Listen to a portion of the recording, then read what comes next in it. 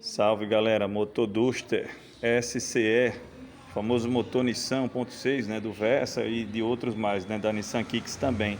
Tá vendo aí a diferença? Quando tem vazamento pelo retentor, esse retentor é o retentor velho, tá? Ele foi tirado do local, o retentor usado. Tá aqui a referência dele, para quem quiser anotar. Mas olha a consequência que ele traz. O óleo, ele derrete, ele faz com que o damper, né, que é a borracha, essa aqui é uma nova, tá vendo lá? É o damper, como está inteira.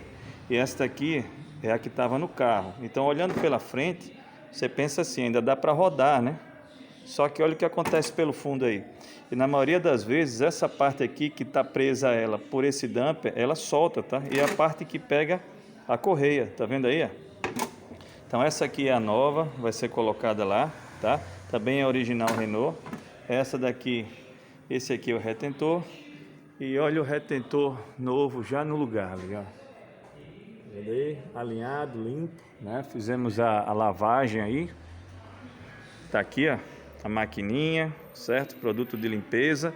Limpamos o melhor possível. E agora vamos instalar. E a correia é essa aqui, ó. A referência dela aí, tá? A correia dentada. E vamos ver o tamanho dela aqui. Não pode passar muito tempo. Deixa eu ver se eu consigo fazer um unboxing aqui, rapidão.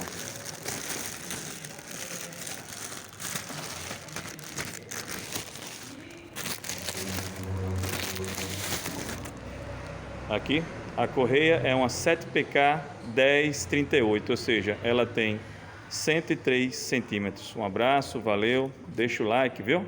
Rachid Renault, Paixão Francesa em Aracaju, Sergipe. Fui.